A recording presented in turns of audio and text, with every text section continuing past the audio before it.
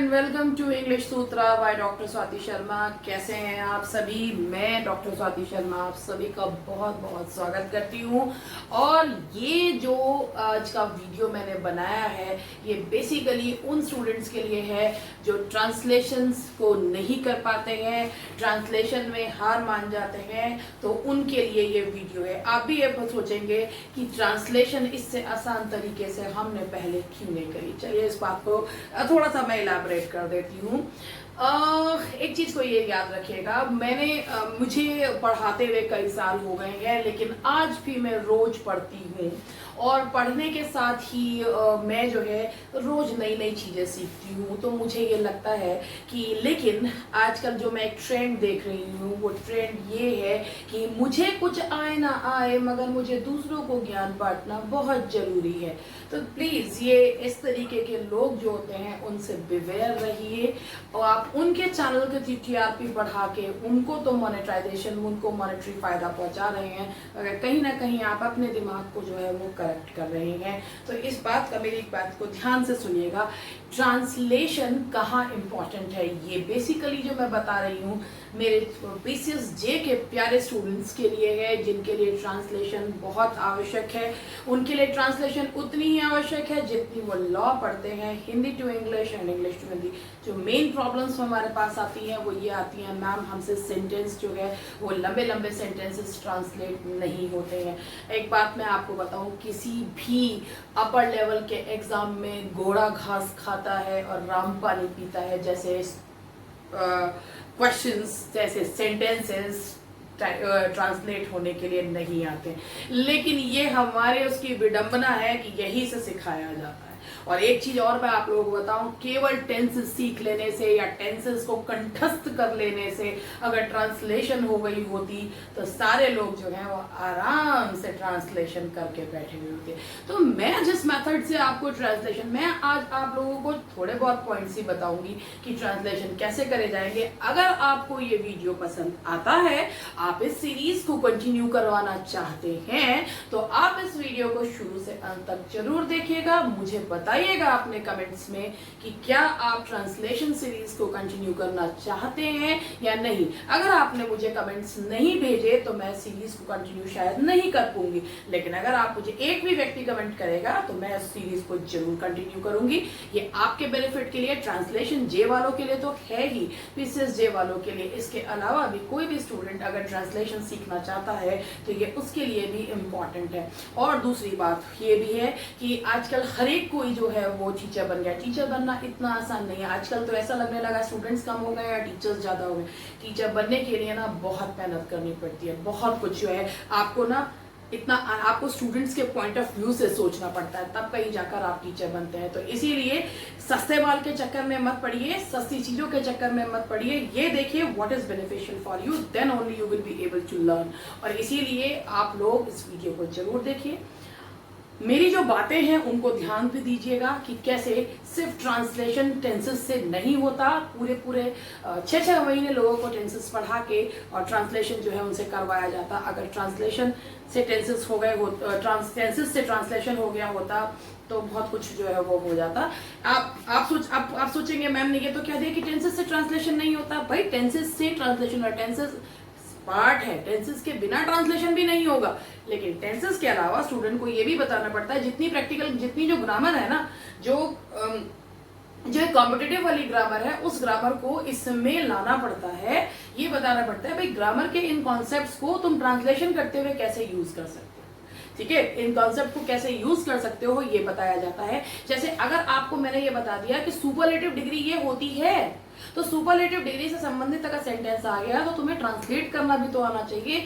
जो चीज तुम ऑब्जेक्टिव ग्रामर में पढ़ रहे हो वो तुम्हें वही चीज जो है वो तुम्हें प्रैक्टिकल ग्रामर में भी आनी चाहिए। तो ऑब्जेक्टिव ग्रामर में जो रट्टाफिकेशन वाली चीज होती है वो नहीं, उस ग्रामर को यहाँ पर तुमको उतारना है। तो चलिए मैं आप लोगों को कुछ पॉइंट से बताती हूँ कि किस तरीके। ठीक है, सबसे पहले तो मैं आप लोगों को एक चीज ये बताऊं कि अगर ट्रांसलेशन सीखनी है, मैं अभी आपको हिंदी टू इंग्लिश वाली बता रही हूँ, ट्रांसलेशन सीखनी है तो ट्रांसलेशन सीखते हुए आपको जो पार्ट्स ऑफ स्पीच है, पार्ट्स ऑफ स्पीच को जो नाउन प्रोनाउन एडजेक्टिव वगैरह है उनको आपको ट्रांसलेशन में यूज करना सिखाया जाएगा। कैसे आपको पार्ट्स ऑफ स्पीच को ट्रांसलेशन में सीखना है। इसके अलावा आपको क्लॉजेस आने बहुत जरूरी है कि अगर आपको क्लॉजेस नहीं आता तो आप जो लंबे लंबे कॉम्प्लेक्स सेंटेंसेस हैं उन्हें बिल्कुल भी ट्रांसलेट नहीं कर पाएंगे। तीसरी चीज आपकी है कि आपकी वोकैबुलरी भी बहुत अच्छी होनी चाहिए, नहीं तो आप शब्दों को ट्रांसलेट कैसे करेंगे। ऑब्जेक्टिव ग्रामर में इस चीज का वो नहीं होता, लेकिन यहाँ पर ट्रांसलेट करते हुए आपको शब्दों का मीनिंग पता होना है। तो parts of speech, clauses and vocabulary अगर आपकी स्ट्रेंथेंड है तो you will be able to translate. अब मैं आपको कुछ एक सेंटेंसेस जो है वो बता रही हूँ कि कैसे ट्रांसलेट जो है वो करा जाएगा। चलिए मेरे साथ साथ वो सेंटेंसेस को देखिए और सीखिए। देखिए पहला मैंने सेंटेंस लिया कि जितने भी मैं सेंटेंसेस ले रही हूँ किसी ना किसी एग्जाम में आए हुए हैं, ऑब्वियसली जेके ही एग्जाम में आए हुए हैं। जैसे मैंने यहाँ पे लिखा भारतीय संस्कृति, भारतीय संस्कृति विश्व की सर्वाधिक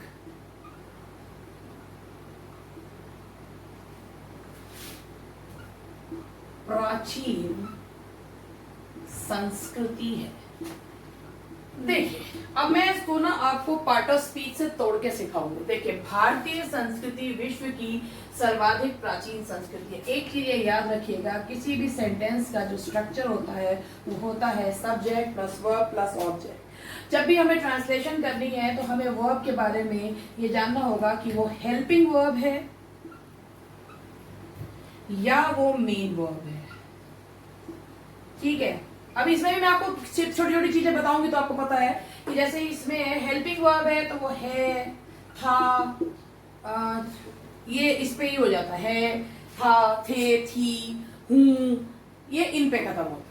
मेन वर्ब आएगा तो है वगैरह भी लगा हुआ होगा, लेकिन जैसे वह चाहता है तो चाहता मेन वर्ब है, चाहता है, तो ये आपका हेल्पिंग वर्ब है। तो पहले सब्जेक्ट ढूंढेंगे।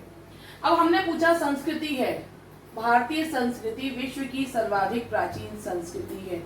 क्या है विश्व की सर्वाधिक प्राचीन संस्कृति? तो जो क्या और कौन का जवाब दे वो चीज क्या होती है? सब्जेक्ट। जो क्या और कौन का जवाब दे, अगर आपको सब्जेक्ट निकालना है तो आपको पहचानना होगा क्या और कौन। भारतीय संस्कृति क्या है? विश्व की सर्वाधिक प्राचीन संस्कृति।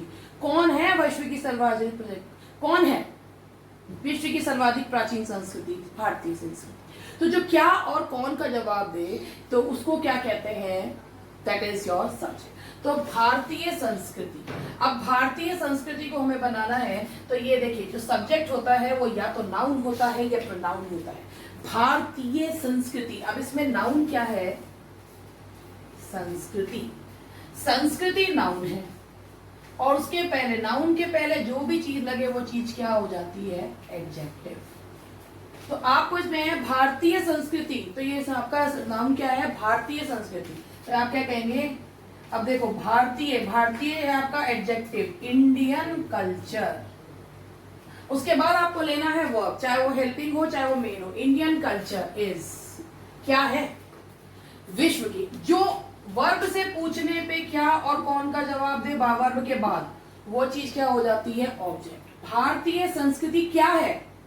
विश्व की सर्वाधिक प्राचीन। अब भाई देखो जहां पर भी तुम्हें सर्वाधिक दिखे वो चीज क्या है? एडजेक्टिव की जो है डिग्री है, कौन सी? सुपरलेटिव। क्यों? कैसे पता चला? जब विश्व की सबसे पुरानी, सर्वाधिक प्राचीन, सर्वाधिक प्राचीन संस्कृति, ठीक है, तो यह है विश्व की संस्कृति। तो फिर नाउन है, नाउन के पहले जो भी चीज लग रही है वो चीज क्या हो गई? एडजेक्टिव। देखो मैंने फिर भी आपसे कहा था इंडियन है, Indian culture is the oldest, ठीक है। इंडियन कल्चर सर्वाधिक, सर्वाधिक एक एडजेक्टिव है, कौन सी डिग्री है? सर्वाधिक का मतलब ही होता है सुपरलेटिव, सर्वाधिक प्राचीन। इज द ओल्डेस्ट, ये प्राचीन के साथ EST इसलिए लगा क्योंकि यहां सर्वाधिक आ रहा। Indian culture is the oldest, ठीक है। क्या है? ओल्डेस्ट लिख के नहीं छोड़ सकते क्योंकि नाउन जरूर आता है एडजेक्टिव के बाद।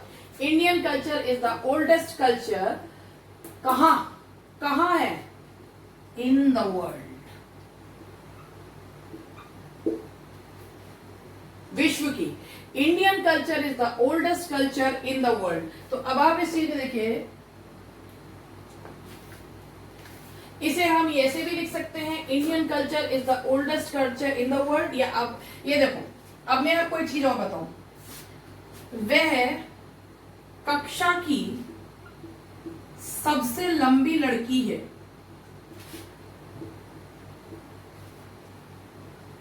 अगर मैं ये लिख रही हूं, कौन है वह, कहां की है, कक्षा की, क्या है, सबसे लंबी लड़की है। सबसे का मतलब ही क्या हो गया, दैट इज सुपरलेटिव डिग्री। अब पता क्या होगा इसमें, she is the tallest girl, सबसे लंबी के लिए टॉलेस्ट गर्ल। कहां है, she is the tallest girl in the class.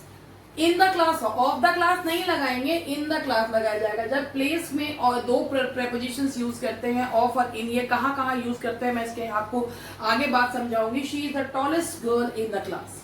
Of the class नहीं होगा, that will be in the class. कहां ऑफ यूज करते हैं, कहां इन यूज करते हैं। देखिए ये टेंस से नहीं बताना है, ये किससे बताएंगे, ये चीज हम बताएंगे किससे, कि प्रेपोजिशन ऑफ कहां यूज करना है, प्रेपोजिशन इन कहां यूज करना है। सबसे लंबी लग रहा है तो सबसे जो है वो कौन सी डिग्री हो गई है, आपकी एडजेक्टिव की सुपरलेटिव डिग्री है। और सुपरलेटिव डिग्री आती है तो उसके आगे आर्टिकल लगता है द। और एडजेक्टिव खाली नहीं यूज होता है, एडजेक्टिव के बाद नाउन जरूर आता है। आप मुझे एक बात बता दीजिए, अगर मैं आपको सिर्फ टेंस पढ़ा दूं तो उससे कैसे समझा दूंगी। इसलिए मुझे आपको हर चीज बतानी पड़ेगी, प्रैक्टिकल ग्रामर सिखानी पड़ती है कि जो आपने नाउन प्रोनाउन एडजेक्टिव पढ़ा है उसको ट्रांसलेशन में कैसे उतारो, ये चीज आपको सिखानी है। ठीक है, वह कक्षा की सबसे लंबी लड़की, she is the tallest girl in the class. हाँ, हम इसे नाउन के तरीके से भी एक और तरीके से लिख सकते हैं इसी चीज को, ये भी मैं आपको बता रही हूँ। देखो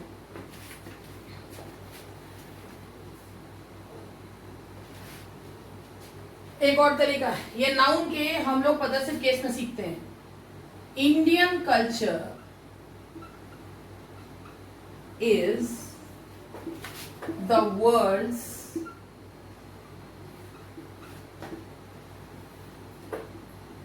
oldest culture.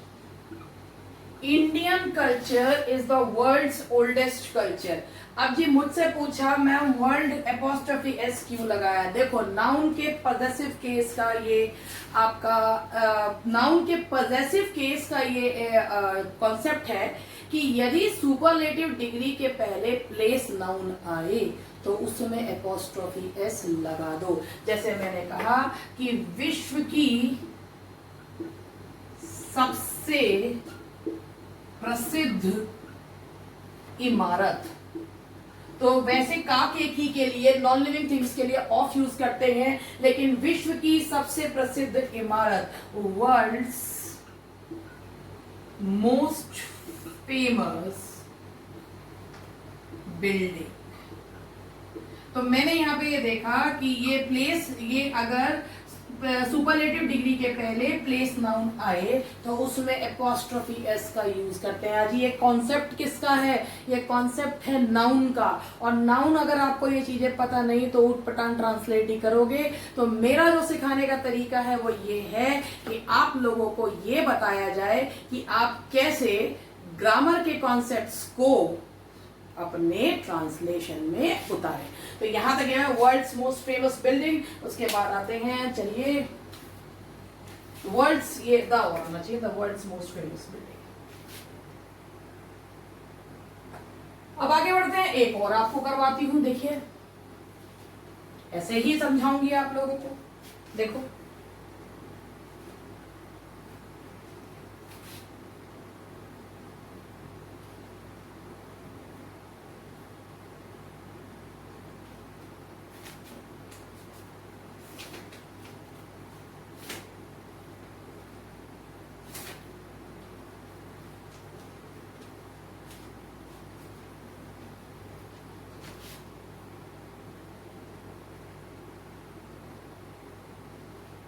देखिए, हमें अपने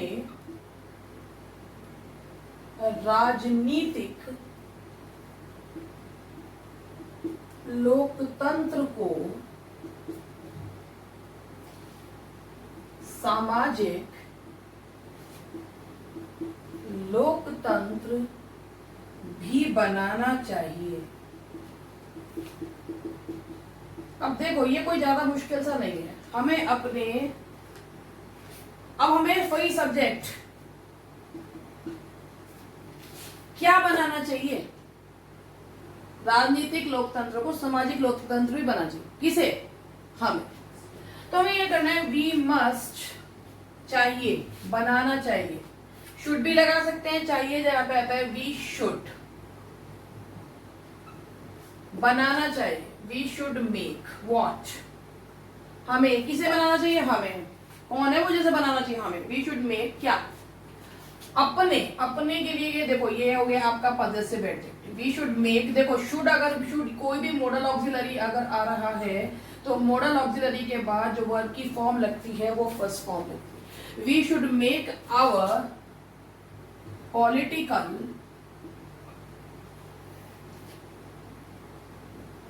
डेमोक्रेसी, अभी पॉलिटिकल जो है ना तुम्हारा ये एडजेक्टिव है, नाउन के पहले जो चीज आती है वो adjective. We should make our political democracy social democracy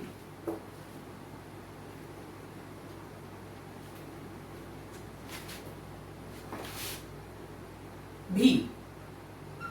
क्या ये सेंटेंस ठीक है? अब इसको मुझे बताना है, we should make our political democracy social democracy also. देखने में लग रहा होगा जी बिल्कुल सही है, क्योंकि भी के लिए मैंने ऑल्सो लिख दिया। अब एक चीज मैं आपको बताऊं, ये एडवर्ब का कॉन्सेप्ट है कि ऑल्सो जो होता है ना वो कभी सेंटेंस के एंड में नहीं आता। ऑल्सो जो आता है ना, we should make our political democracy also social democracy, ये कॉन्सेप्ट ठीक नहीं लग रहा।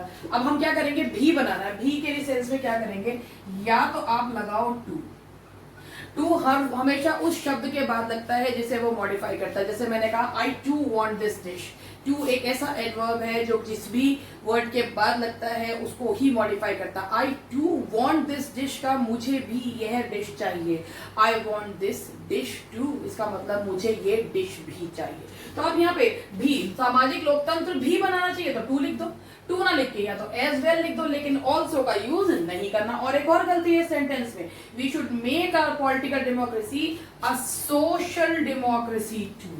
जब भी कभी हम कोई कॉमन नाउन लिखते हैं, अगर हम उस कॉमन नाउन के पहले, और प्रजातंत्र है तो प्रजातंत्र को हम उसमें कर रहे हैं, तो डेमोक्रेसी की बात कर रहे हैं, तो प्रजातंत्र को एक तंत्र की बात कर रहे हैं, एक तंत्र की बात कर रहे हैं। तो जो भी कॉमन नाउन होता है ना, कॉमन नाउन या तो आप उसे प्लूरल करके बताते हैं जनरल सेंस में, या उसके आगे ए और एन का यूज करते हैं। तो यहाँ पर हमने ए इसलिए नहीं लगाया क्योंकि हमने ऑलरेडी एक एडजेक्टिव लगा रखा है आवर, और ये जो आर्टिकल्स होते हैं, ये पॉजेसिव एडजेक्टिव्स होते हैं, ये काम करते हैं। आर्टिकल्स भी एडजेक्टिव्स ही होते हैं, नाउन के पहले लगते हैं। तो इसीलिए यहां पर आएगा we should make our political democracy a social democracy too, एक सोशल को राजनीतिक लोकतंत्र भी, चाहे इसमें एक दिया हुआ नहीं है लेकिन हमको बनाना पड़ेगा कि ठीक है। तो यहाँ पर हमें ए लिखना जरूरी है। ये हमारा आर्टिकल का कॉन्सेप्ट है कि यदि हम एक कॉमन नाउन लिख रहे हैं तो उस कॉमन नाउन को, अगर वो सिंगुलर काउंटेबल नाउन है,